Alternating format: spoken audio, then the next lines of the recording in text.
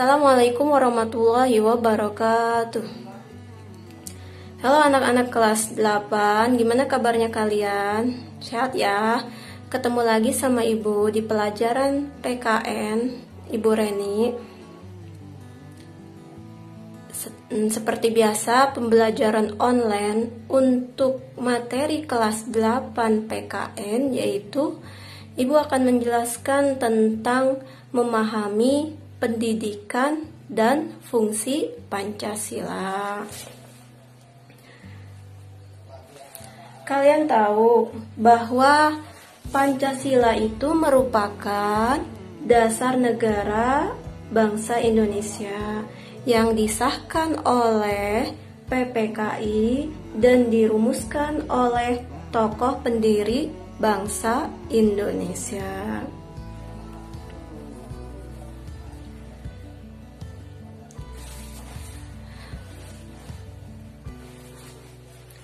Dan tanggal 18 Agustus ini, yaitu awal mulanya dasar negara Indonesia dibentuk. Yaitu dasar negara Indonesia adalah Pancasila. Oh ya, Indonesia itu dasar negaranya atau ideologinya adalah Pancasila. Kita itu harus bersyukur karena Indonesia memiliki dasar atau ideologi Pancasila.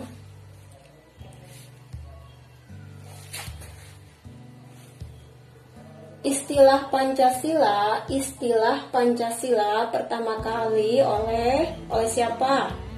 Ayo anak-anak, ada yang tahu nggak? Istilah Pancasila pertama kali oleh Insinyur Soekarno dalam sidang BPUPKI atau disebut juga Badan Penyelidik Usaha Persiapan Kemerdekaan Indonesia. Tanggal berapa sih Bu? Tanggal berapa? Tanggal 1 Juni 1945.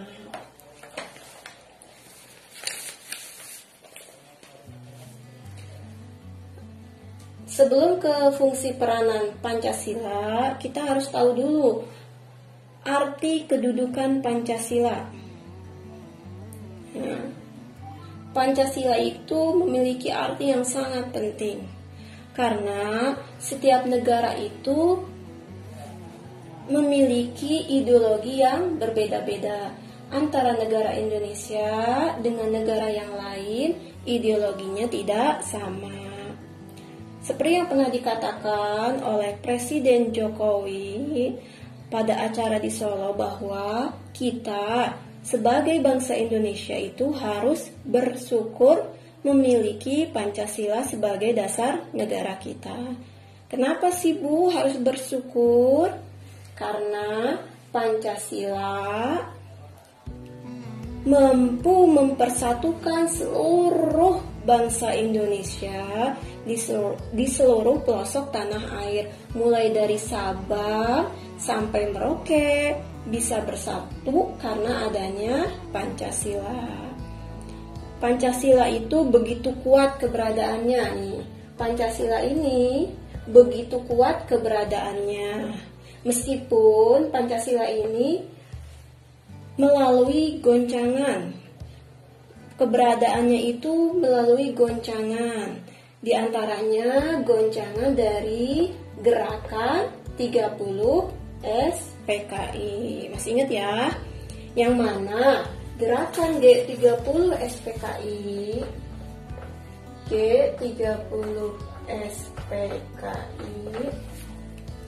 yang mana gerakan G30 SPKI ini yaitu melalui goncangan. Di antaranya goncangan dari gerakan 30 SPKI. Masih ingat ya? Yang mana gerakan G30 SPKI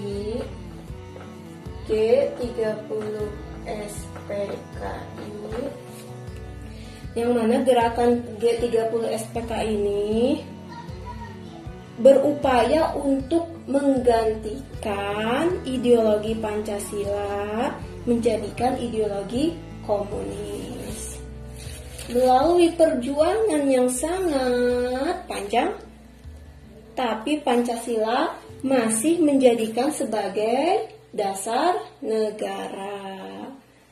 Makanya adanya Hari Kesaktian Pancasila. Ayo, anak-anak, ingat gak Hari Kesaktian Pancasila itu setiap tanggal berapa?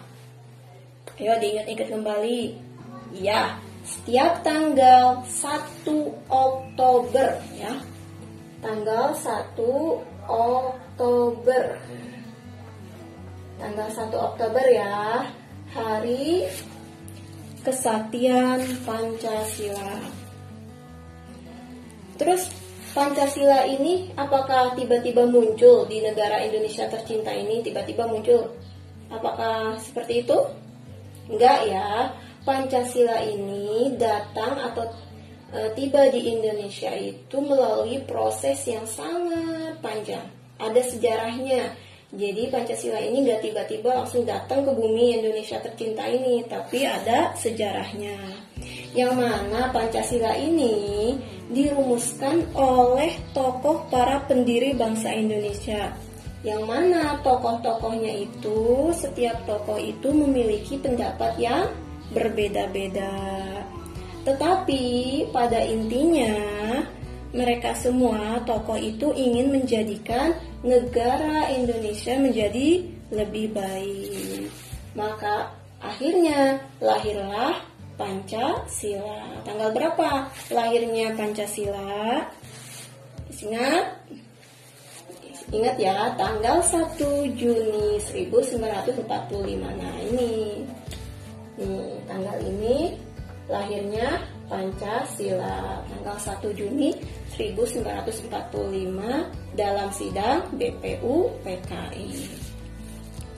Kemudian selanjutnya kita bahas tentang fungsi peranan Pancasila. Bu, peranan Pancasila itu fungsinya ada berapa?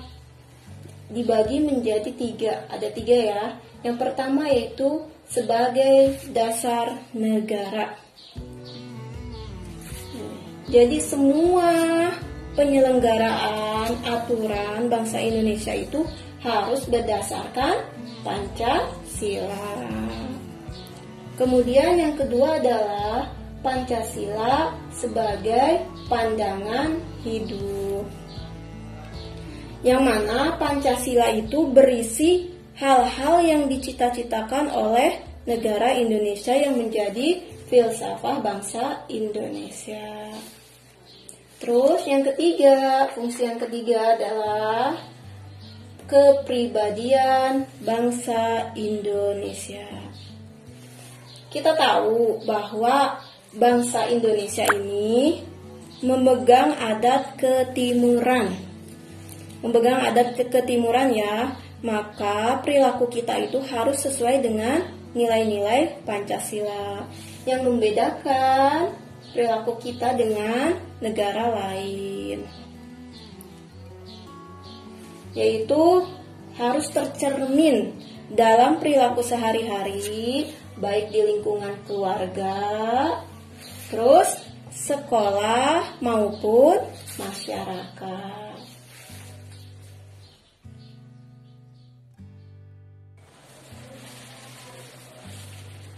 Selanjutnya adalah contoh bentuk pengamalan Pancasila, yaitu di lingkungan keluarga. Sila kedua. Nah, ada apa sila kedua? Apa ya? Sila kedua adalah kemanusiaan yang adil dan beradab. Contohnya yaitu misalnya saling mencintai, terus menyayangi,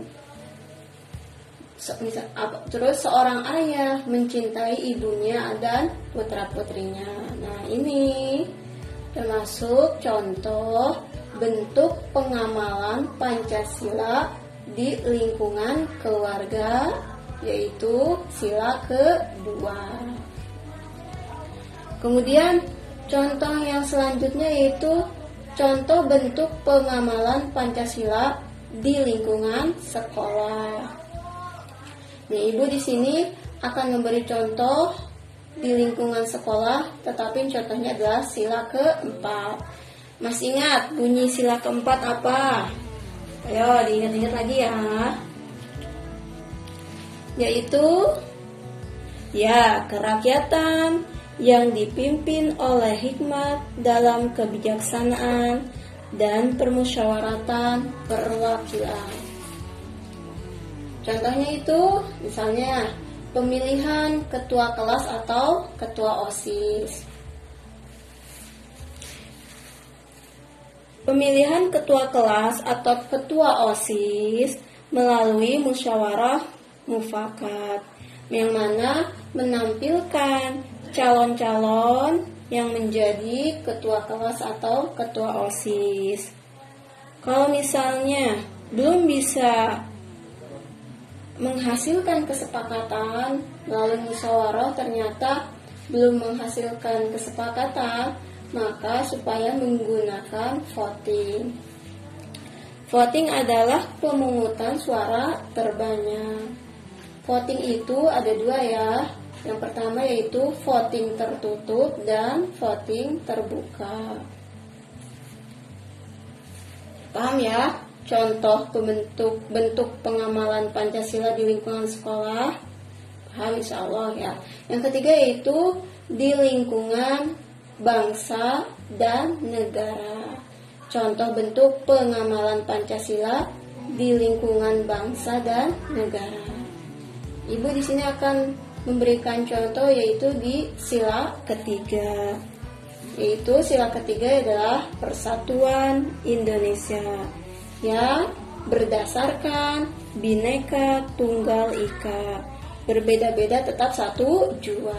Nih contohnya misalnya Persatuan Bangsa Indonesia itu diwujudkan oleh proses yang sangat panjang. Dimulai dari zaman pergerakan nasional atau perjuangan yang bersifat kedaerahan, persatuan dan kesatuan pada waktu itu sulit terbentuk. Pada waktu itu persatuan dan kesatuan itu sulit terbentuk. Kemudian pada tahun 1908 dibentuklah atau lahirlah organisasi. Kalian tahu tahun 1908 lahir organisasi apa? Tahu ya? Ya, organisasi Budi Utomo. Organisasi Budi Utomo itu adalah organisasi pertama yang lahir pada waktu itu. Yang mana Budi Utomo itu adalah bersifat nasional. Kemudian lahirlah organisasi yang dinamakan Budi Utomo. Yang mana Budi Utomo ini adalah organisasi pertama pada saat itu. Kemudian setelah itu Budi Utomo ini, organisasi ini bisa mengantarkan bangsa Indonesia untuk bersatu. Beberapa tahun kemudian lahirlah, kalian tahu, yaitu Sumpah Pemuda. Ya, lahir Sumpah Pemuda. Yang mana Sumpah Pemuda ini, pemuda tidak mengatasnamakan suatu daerah, bukan dari pemuda Sulawesi atau pemuda Jawa atau pemuda Madura, melainkan mengatasnamakan pemuda Indonesia. Nah, isi Sumpah Pemudanya apa ini ya? Ada yang apa enggak isi Sumpah Pemuda? Nah, apa ya? Yaitu satu tanah air Indonesia, satu bangsa Indonesia, satu bahasa, yaitu bahasa Indonesia.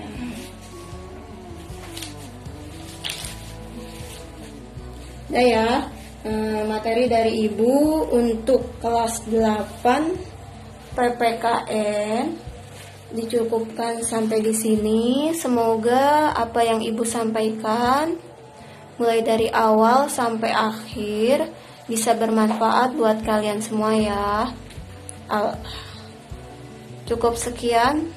Wassalamualaikum warahmatullahi wabarakatuh.